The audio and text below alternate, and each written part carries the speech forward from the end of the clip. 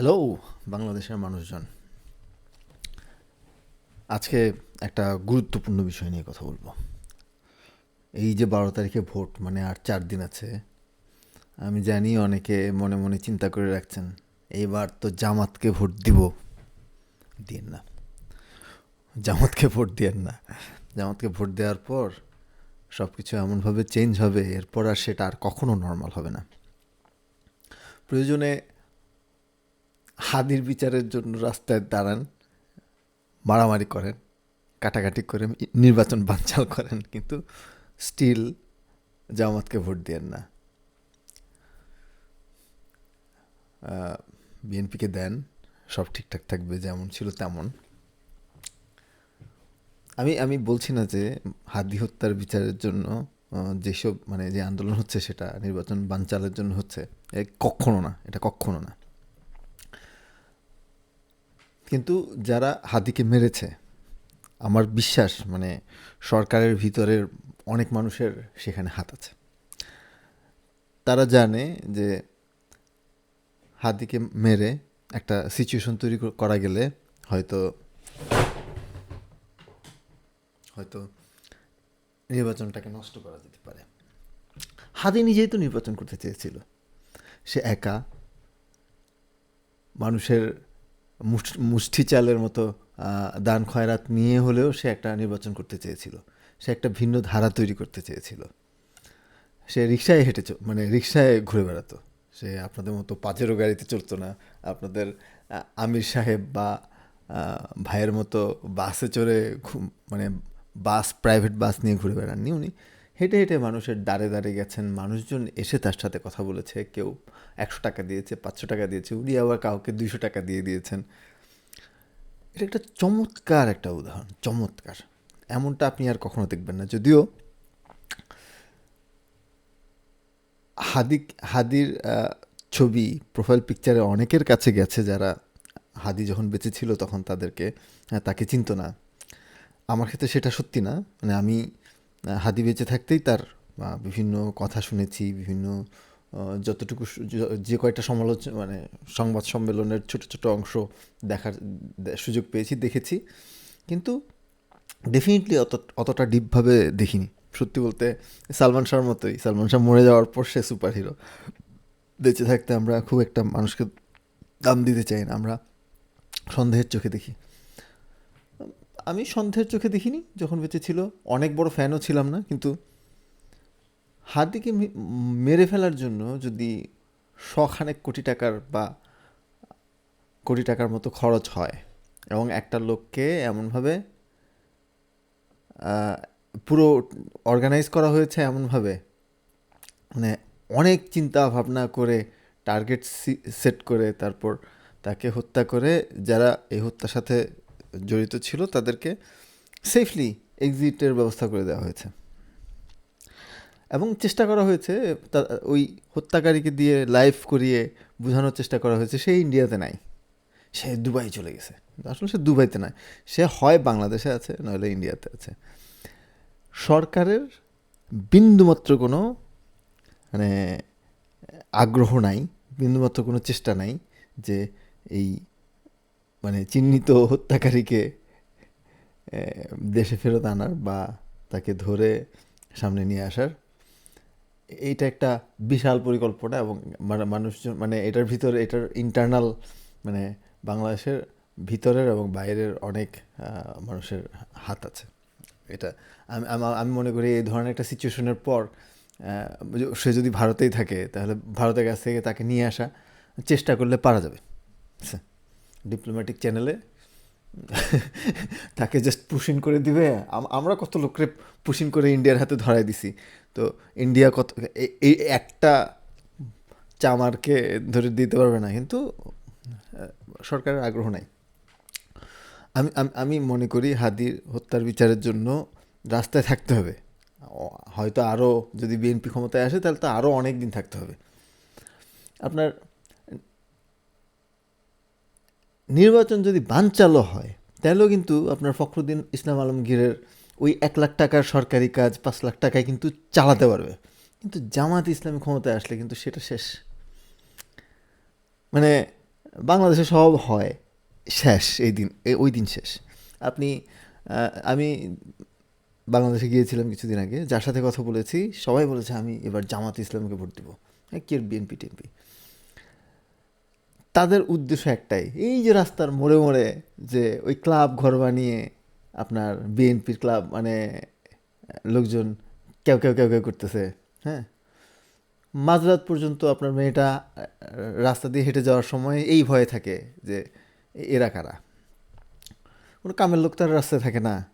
আপনার যার সকালবেলা কামলা দিতে যেতে হবে সে তো আর রাতের বেলা 12টা 1টা পর্যন্ত এই ক্লাব ঘরে বসে বসে ক্যারাম বোর্ড খেলবে না।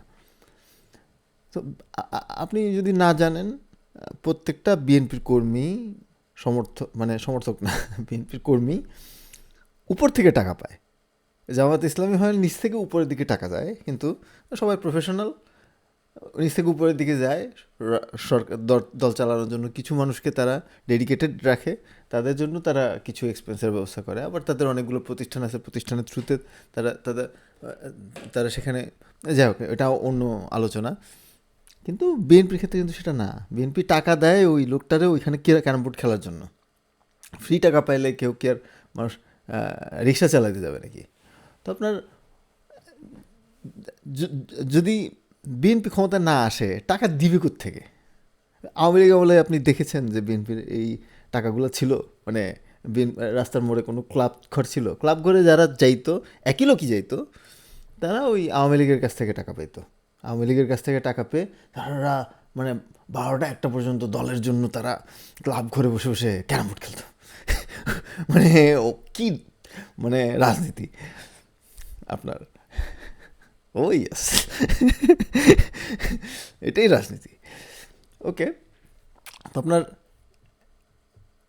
টাকা পাওয়ার ধান্দা আছে দেখে কিছু লোকজন এখন ইনভেস্ট করতেছে। এখন ক্লাব ঘরে লোক আছে, কালকে জামায়াত ইসলামী জিতে যাবে, বিএনপি ক্ষমতায় আসবে না, এই টাকার সোর্স শেষ। আপনার রাস্তার মোড়ে মোড়ে ওই বিএনপির সব অফিস বন্ধ। হ্যাঁ, ক্যারাম বোর্ড খেলার লোক নাই, রাতের বেলা রাস্তা খালি। ঠিক আছে, আপনিও নিরাপদ, আপনার ছেলে মেয়েও নিরাপদ, সবাই নিরাপদ। তো এটা শেষ, মানে আপনার রাস্তাঘাট চেঞ্জ হয়ে যাবে। সরকারি কাজ, ফখরুদ্দিন ইসলাম আলমগীরের খুব দুঃখ, 5 লাখ টাকা দেওয়া লাগে, আগে 1 লাখ টাকায় হয়ে যেত। এখন আপনার ওই 1 লাখ টাকা 5 লাখ টাকা কোনো টাকাই হবে না, শেষ, চেঞ্জ, সব বদলে গেল। আপনার মানে ওই মানে এই যে 5 লাখ টাকা যে দেয়, এই টাকা যায় কোথায়? সরকারি কর্মকর্তার কাছে যায়। সরকারি কর্মকর্তা পিয়ন থেকে শুরু করে মাথা পর্যন্ত, বিশেষ স্যার, স্যারের কাছে পর্যন্ত ভাগ চলে যায়। স্যার ইউনাইটেড হসপিটালে আপনার হার্টের চিকিৎসা করে, তা তো আপনার শেষ। জামাত ইসলামী ক্ষমতায় আসবে, আসলে আপনার সব কিছু বদলে যাবে। আপনার টাকার সোর্স শেষ হয়ে যাবে। 5 বছর পরে বিএনপি মানে একটা দলই থাকবে না। বাংলাদেশের রাজনৈতিক দল আসলে সত্যিকার অর্থে যে কয়টা, তার মধ্যে এক এক মানে বিএনপি সেটা না। মানে যাদের দল আছে, যাদের কমিটি আছে, যাদের আদর্শ আছে, যাদের মনে করেন যে একটা রেগুলার কর্মসূচি আছে, আওয়ামী লীগ, জামায়াত ইসলামী। তো আপনার জামায়াত ইসলামী ক্ষমতায় আসলে আওয়ামী লীগও ফেরত আসবে, দেখবেন আপনি। আওয়ামী লীগ ক্ষমতা মানে ফেরত আসবে, কিন্তু আওয়ামী লীগ হবে হচ্ছে জামায়াত ইসলামী যেমন আগে ছোট একটা দল ছিল ওইরকম। তাদের একটা সাংগঠনিক একটা ভিত্তি থাকবে, তাদের কর্মসূচি থাকবে, তারা কন্টিনিউয়াসলি পারফর্ম করবে। এবং তাদের আর কখনো একলা ক্ষমতায় আসার মতো, একলা ক্ষমতায় কখনোই কেউ আসে নাই, সবসময় কারো না কারো সাহায্য লাগছে, কিন্তু তখন ও আর কখনো ওই লিডিং পজিশনে যাবে না। বিএনপি নাই হয়ে যাবে, একদম টোটালি নাই। মানে বিএনপি দল হিসেবে দল এক্সিস্ট করবে কি না তাও আমি জানি না। ভাই চলে যাবে বা থাকলে বাকি, আমি মনে করি না যে জামায়াত ইসলামী ক্ষমতায় আসলে ভাইয়ের এখানে কোনো ধরনের রাজনৈতিক সহিংসতা বা প্রতিহিংসা পরায়ণতার শিকার হওয়ার ব্যাপার স্যাপার থাকবে না। আপনার দুর্নীতি থাকবে না, আপনার সুশাসন তৈরি হবে, আইনের শাসন তৈরি হবে। এখন কোন আইনের? ইসলামী আইনের কি না? ইসলামী আইনের না। এখানেই হচ্ছে জামায়াত ইসলামের জন্য সামনের দিনে চ্যালেঞ্জ। আপনার ঠিক তুর্কির তুরস্কের এখন যে পলিটিক্যাল সিচুয়েশন, যে তুরস্কের যে ক্ষমতাসীন যে প্রেসিডেন্ট, উনি ইসলামিক পার্টি ব্যাকগ্রাউন্ড, কিন্তু ইসলামিক দল অনেক অনেক বেশি সেকুলার। ওনার সবচেয়ে বড় প্রতিদ্বন্দ্বী হচ্ছে নন সেকুলার ইসলামিস্ট পার্টিগুলা। তো আপনার বাংলাদেশে সত্যিকার অর্থে চরমোনাই বা অন্যান্য যে দলগুলো আছে তাদের মানে শক্তি, তাদের আদর্শিক ক্ষমতা এগুলো কিন্তু কম না। এবং একটা মেরুকরণ তৈরি হবে তখন, যদি জামায়াত ইসলামী ক্ষমতায় আসে, তখন দেখা যাবে ইসলামিক দলগুলোর মধ্যে একটা মেরুকরণ হচ্ছে এবং ধারাবাহিকভাবে দুইটা আলাদা ধরনের লিডারশিপ তৈরি হবে। তখন এখনই মানে বিএনপি যেভাবে চেষ্টা করে যে তারা কত বেশি ইসলামিস্ট, তারা দেখবেন যে মানে ধর্ম টর্ম ইসলাম নিয়ে তারা মানে প্রতিদিন ফতোয়া টতোয়া দিয়ে দিচ্ছে জামায়াত ইসলামীকে মানে পরাস্ত করার জন্য। ঠিক তেমনি করে আপনার ওই অন্য ইসলামিক দলগুলো তো সেক্ষেত্রে আরও বেশি মানে ভালো পারফর্ম করতে পারবে, কারণ তারা তো ইসলামিক দলই।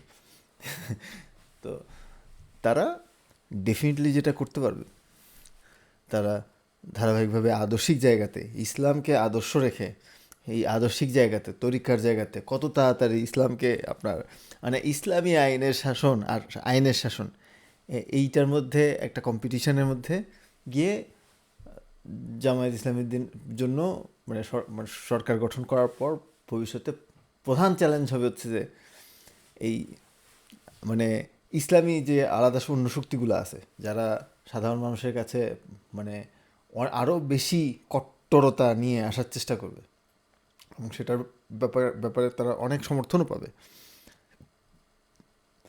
ইনকামবেন্ট যে ব্যাপারটা, এটা ওই দিকে যাবে।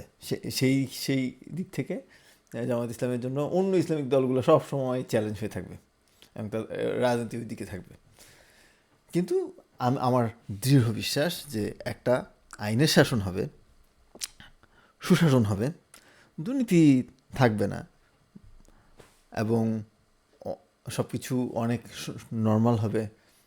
আপনার পাশ্চাত্য দেশগুলোর মতো মানুষের যে রাইটগুলো আছে এগুলা প্রপারলি ডিস্ট্রিবিউট হবে। তারপরে হচ্ছে রাজনীতির জায়গাটা থাকবে হচ্ছে ভিন্ন রকমের।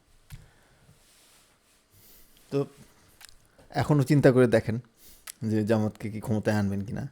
আর জামাতকে ক্ষমতায় না আনলেও কোনো সমস্যা নেই, সে বিরোধী দল থাকলে আপনার বিএনপি মনে করেন যে চাঁদাবাজি টেম্পু স্ট্যান্ডের ব্যবসা করে মানে দেশ চালাবে, বাংলাদেশের মানুষ আর এইটা আর দেখতে চায় না। তো জামাত যদি বিরোধী দলেও থাকে তাহলেও বিএনপির জন্য খুব খুব দুঃখজনক সিচুয়েশন।